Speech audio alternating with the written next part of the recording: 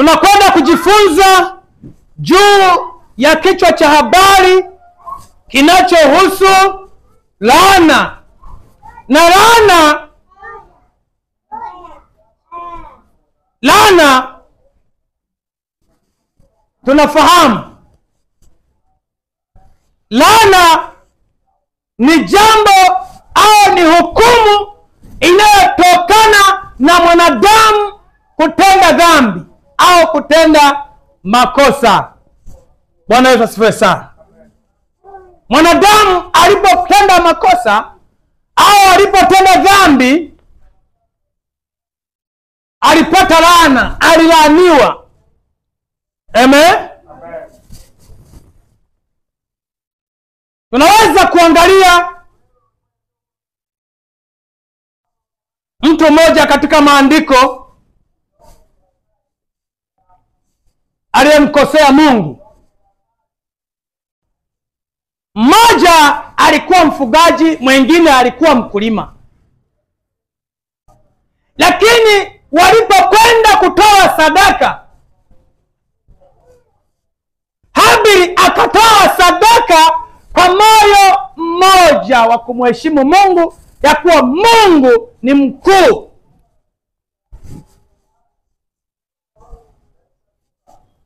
Na kwa upendo mkubwa akaitoa sadaka yake ya kuteketezwa katika madhabahu. Lakini tazama, Kaini hakuwa na roho nzuri, na kwa sababu hakuwa na roho nzuri hakuona furaha kutoa sadaka kumtolea Mungu, kwenda kuteketeza sadaka kwa ajili ya kumtolea Mungu. Ndio maana hata wewe inawezekana sadaka hautoi, maana una roho ya Kaini ndani yako. Basi walipo iweka sadaka yao ikateketezwa, basi sadaka ya Habili, kwa sababu alitoa kwa moyo wa upendo wa kumpenda Mungu, sadaka yake ikapokelewa. Mungu akaitakabali. Kaini, kwa sababu alikuwa hana roho nzuri, alipotoa ile sadaka Mungu aliikataa kuitakabali, kwa sababu Mungu anatazama ndani. Moyo wa Kaini ulionekana una chuki, hauna upendo, hamheshimu Mungu, akakataa kuipokea. Na alipokataa akamjengea chuki ndugu yake, wakati katika dunia bado ndo uzao wa kwanza duniani.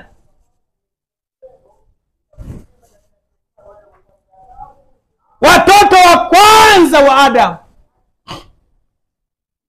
ndo dunia imeanza kutoa matunda ya wanadamu. Toto wawili. Siku moja Kaini akamwambia Habili ndugu yake, twende uwandani. Kumbe ameandaa kitu kibaya kwa ndugu yake, na Mungu alishamwambia kama hukukaa vizuri, shetani au roho mbaya iko inakunyemelea. Bwana Yesu asifiwe sana. Jamani, kinachoanza sio shetani, kinachoanza ni roho mbaya ya mwanadamu. Roho mbaya inakunyemelea, na kweli ikakuwa ikatengeneza chuki. Siku moja akamwambia twende uwandani, akakubali, akashuka naye kwa furaha, kwa sababu ni ndugu yake, ni kaka yake. Bwana Yesu asifiwe sana. Dhambi ikamwotea,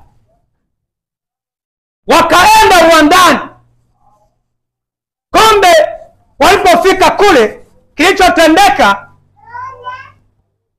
Kaini akamuua ndugu yake kwa gongo au rungu, bonda kichwani. Kama alimwambia tukae kwanza hapa, yeye akainuka na gongo lake akapiga kichwani, akafa. Bwana tuhurumie sana. Dhambi ikimwotea mtu kuanzia katika mawazo na moyo wake, ikizidi, tayari mwanadamu anatenda dhambi.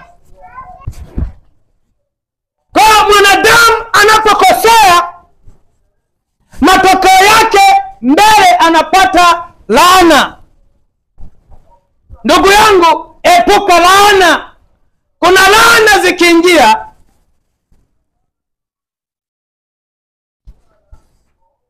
zinaweza zikaharibu kizazi na kizazi.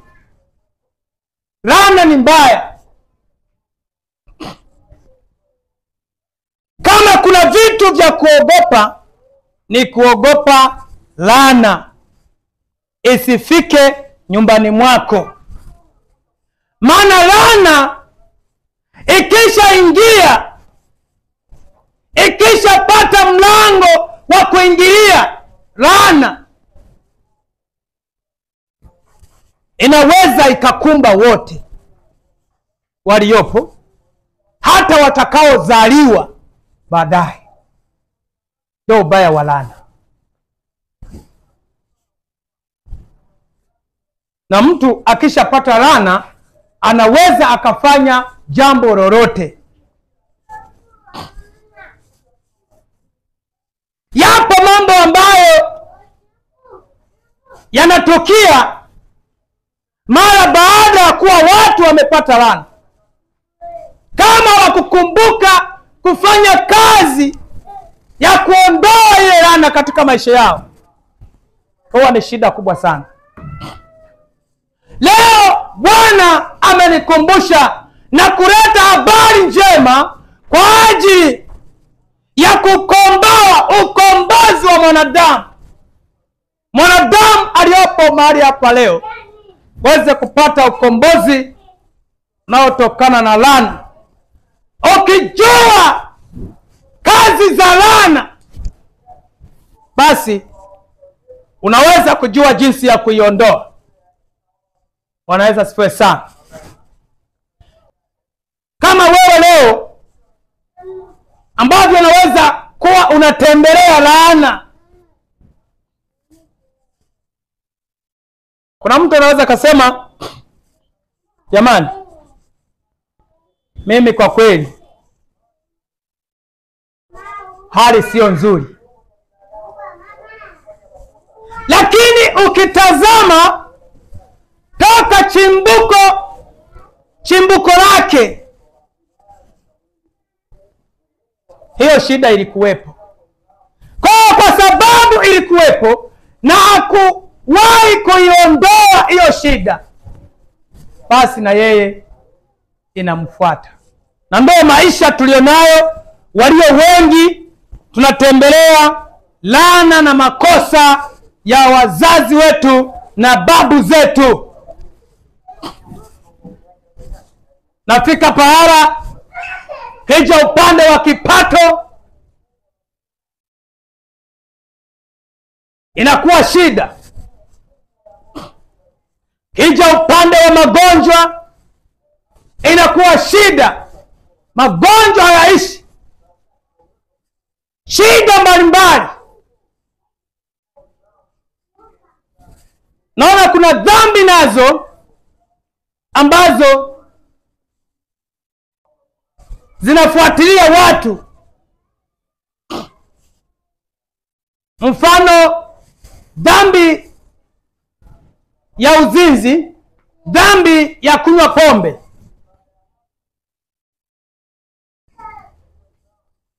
Unakuta zinafuatilia kizazi na kizazi.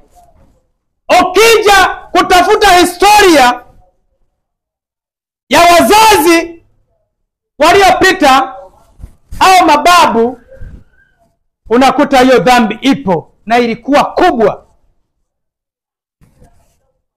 Watu waliacha miji, watu walisambaratika kwa sababu ya dhambi hiyo. Nakuta kuna familia ambao kwao ni walevi typical, ni walevi kupindukia karibia wote. Hiyo dhambi imeota katika familia ile. Bwana tuhurumie sana. Yapo magonjwa ambayo unakuta yanafuatilia kizazi na kizazi.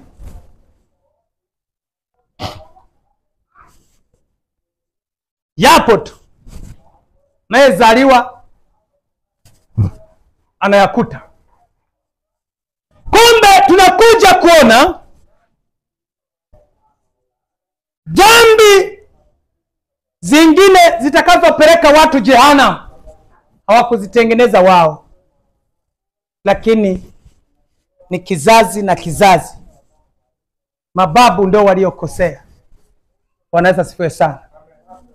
Unaweza kupata shida, ukapata maisha magumu, maisha mabaya hapa duniani, ukashindwa kabisa kujikwamua, hata kupata chakula cha kutosha ukashindwa jamani.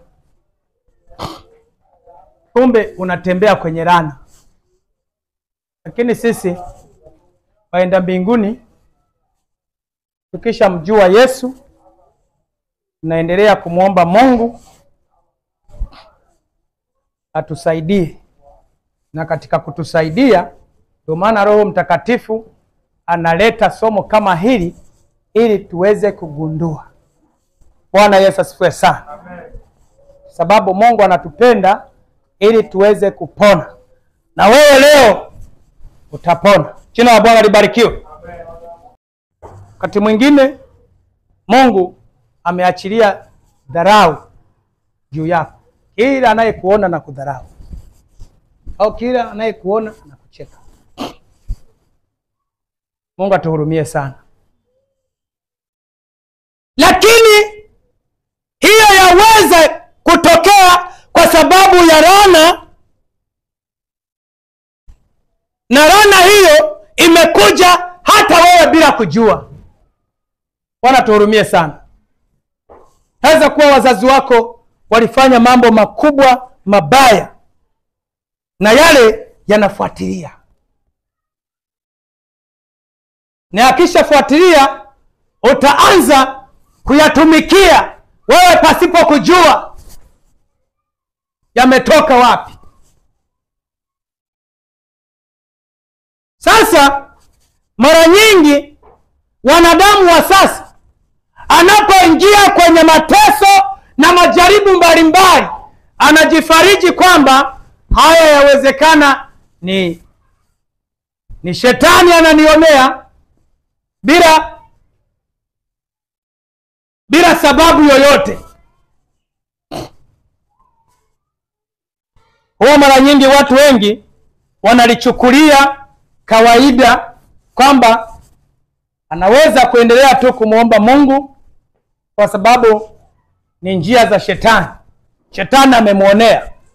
Lakini kumbe ni kweli ni shetani anamuonea, lakini ipo mirando na mizizi, ipo jambo lilikotoka na lilikoanzia.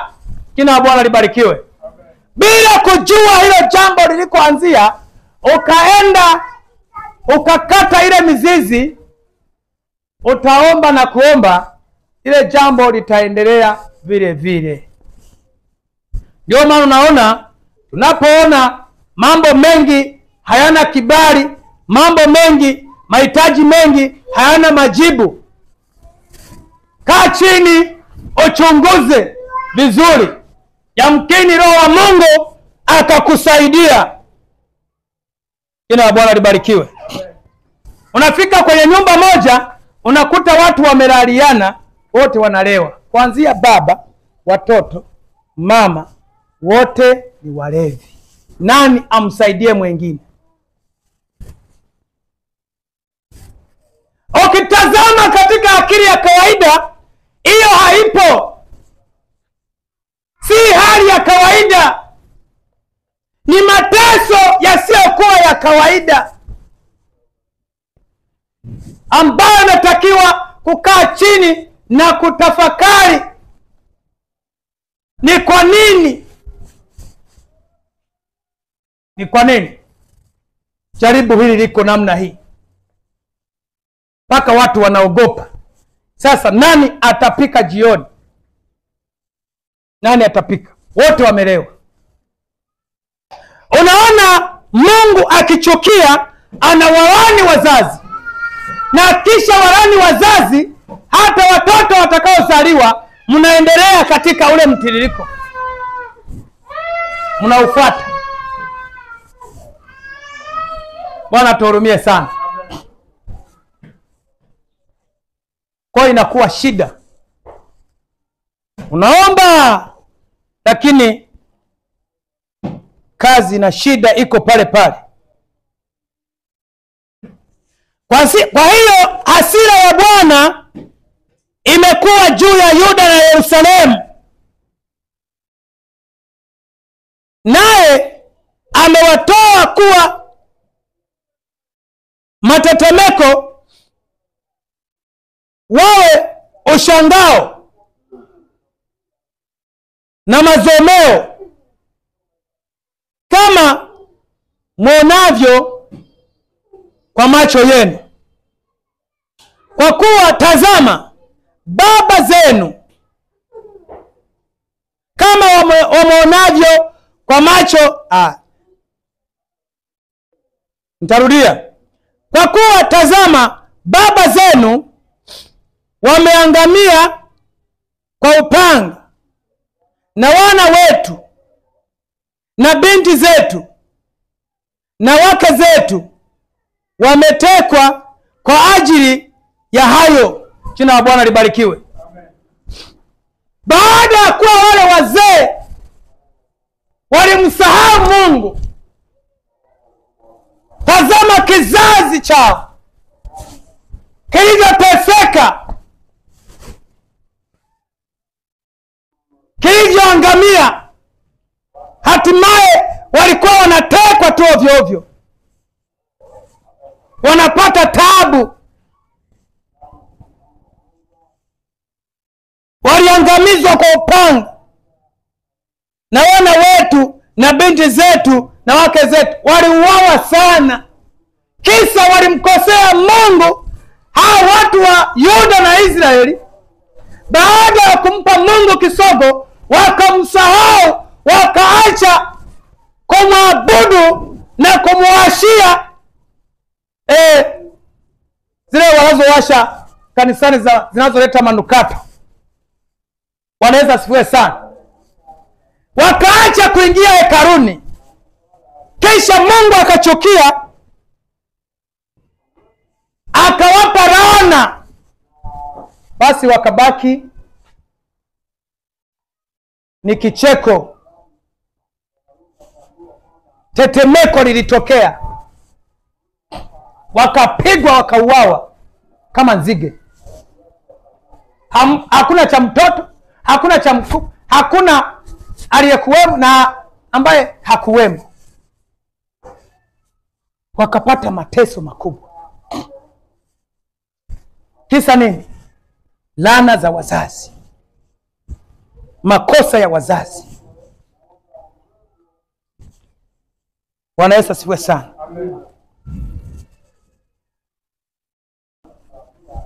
Unakuta nyumba nyingine watoto wanapenda shule, penda kujisomea,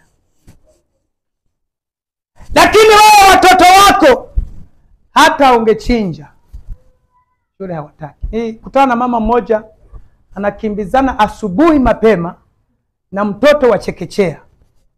Anasema, huyu mtoto wangu siku hizi hataki hata kuamka. Ona watoto wengine Yaani bado kadoze, mama na mimi daftari. Kuna mtoto unaomba daftari, mama hajawa hata na wazo la ukapeleka chekechea. Mtoto bwingi bunapelekwa chekechea kwa lazima. Alafu wanafika kule nakuta wakiwapima, asema huyu mtoto mrudishe kwanza. Na pale pale naanza kulia. Nilishuhudia watoto wanarudishwa, na huku walikuwa wanapenda wakaandikwe na wao. Sasa kuna vitu ambavyo tumeachilia kujifunza sawa sawa. Tunaviona ni vya kawaida, lakini vinatakiwa maombi kweli, lakini sio maombi ya kuanzia hapa ulipo. Ni maombi yanayoanzia kwenye vizazi. Na magonjwa ni hivyo hivyo. Nyumba nyingine zina magonjwa, kila aina ya magonjwa yapo katika hiyo familia. Unakuta ni mrando. Kuna magonjwa ambayo hayaponi. Na nyumba nyingi niisha shuhudia, kuna watoto ndani ambao hatujawahi kuwaona. Ukifuatilia wanakuambia hata babu, hata babu mdogo, hata sio nani, naye na mtoto yumo ndani. Kama ni mtoto wa kwanza yumo ndani. Hiyo vitu tunatakiwa kuviangalia tena kwa macho mengine. Na hata katika biashara ni hivyo hivyo. Unakuta nyumba zingine, yaani biashara haitaji kwao. Kila anayefanya biashara ni kurudi nyuma. Tazama katika familia wote, hakuna aliyetoka hata mmoja kwamba ingalau ana biashara ya mtaji mkubwa kidogo. Ukifuatilia unakuta familia nzima wote ni wa hali ya chini kibiashara. Kama ni kilimo, kilimo kidogo kidogo. Hakuna mwenye uwezo kati yao wa kulima hata heka 10. Hakuna. Hayo yanafuatilia. Na shetani ametufumba macho. Lakini kwa sababu Roho Mtakatifu ni mzuri na ni mwema, anatupenda, anatufunulia. Jina la Bwana libarikiwe. Tunagundua siri. Yapo mambo ambayo tunatakiwa kuwa makini nayo. Tujue sehemu ya kuanzia kuomba. Bwana Yesu asifiwe sana. Na watu wengi wataingia dhambini kwa dhambi ambazo hawazijui, kwa sababu tu ya dhambi za watu wengine. Maana walipolaaniwa zilishika hadi na vizazi. Na wewe unapozaliwa unakuta ni mnyonge, unakuta huna lile wala hili, unafurukuta, unamtafuta Mungu, lakini kwa sababu Roho wa Mungu hajakufunulia, kazi inakuwa pale pale. Kazi inakuwa pale pale. Tena kwenye familia nyingine watu hawana ufahamu mzuri. Ukiwatazama mtu anasema, lakini huyu tunaongea tu, lakini katika akili 3 ni kama moja haipo. Na mwingine anasema ni kweli, hata mimi nilishaona. Wapo watu wa jinsi hii katika familia. Bwana Yesu asifiwe sana. Ukifuatilia katika kizazi chimbuko lake likotoka, utakutana na watu katika kizazi chao. Mjomba, ba mdogo, naye alikuwa hivyo hivyo. Ilikuwa na mtu ambaye ilikuwa kama chengu chengu, sio chengu chengu, alikuwepo. Nakuta yale magonjwa yanafuatilia. Hiyo ndio kazi ya shetani. Kuweka mbinu za siri ili watu wachanganyikiwe, washindwe kufumbua yale mafumbo. Lakini hawezi. Sema hawezi. Hawezi. Bwana Yesu asifiwe sana. Unakuta familia zingine kuna uchawi unasemwa sema mle, yaani ukifuatilia kule nyuma, aha, mama mkubwa alikuwa nao, baba mkubwa walikuwa wanashirikiana, kumbe na ndugu yake mwingine ukifuatilia na babu naye alikuwa nao. Na ndio maana mtu mzima akiwa mchawi akitaka kufariki lazima atafute mtoto yoyote anayempenda katika familia, au anambembeleza na kumjenga na kumulisha dawa ya unyenyekevu. Unaoita bibi, njoo, katoto kazuri kweli, bibi yangu, kwa tunalala wote. Sasa wewe ni mtoto wako, mtoto anaitwa na bibi yake, mnaishi naye, utamnyima mtoto asilale naye? Wala naye bibi. Sasa wanasema huyu mtoto nakupenda kweli bibi, yaani na mimi na yeye anasema, yaani katika watoto wote huyu mwanangu, huyu bibi yangu huyu, nampenda sana. Kwamba anampa chakula, anampa na dawa ili aweze kuwa na moyo wa unyenyekevu. Takapofika wakati anamkabidhi, hawezi kukataa. Mungu atuhurumie sana.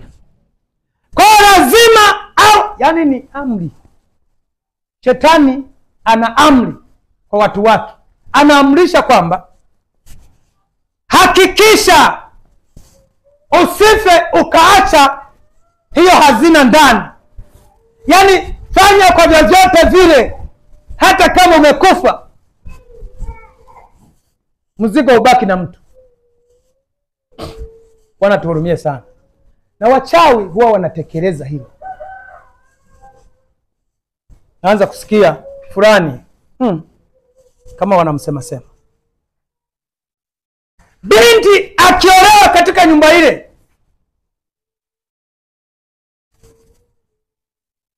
Nipata taarifa moja, kuna binti mmoja ameolewa, ana miaka 2 sasa hajapokea ujauzito. Kumbe wake wenzake, dada zake, yani walioolewa na waume wakubwa zake, walishamwambia sema, hapa kama hujapokea mimba, full stop, huwezi kupata. Bwana tuhurumie sana. Mpaka leo, kwa sababu hajafanya hatua, yule binti mpaka leo hajapata mimba, na anatazamia kupata mimba mpaka atakapopokea ule uchawi. Shida sana. Yupo. Kwa sababu mambo ya giza, mambo ya rana yana tabia ya kufuatilia na kufuatiliza kizazi na kizazi. Bwana Yesu asifiwe sana. Hizo ni laana kwa wana wa Mungu ambazo tunatakiwa kuzikataa, lakini kwa kukaa chini kwamba hii laana ni imalizeje. Sio kutubu haraka haraka kanisani au kutubu haraka haraka kwa mtumishi. Bwana, kaa chini na kutazama kwamba hii mbona ni kama inaelekea kuwa laana katika ukoo wetu, inatufuatilia. Kisha chunguza, basi Mungu atakuongoza cha kufanya. Ila Bwana amependa leo tuweze kujua na kusikia kuwa mateso mengine yanayowatesa wanadamu si yale walioyafanya, lakini yanaweza kuwa ni mlando kutoka kwa kizazi kilichotangulia.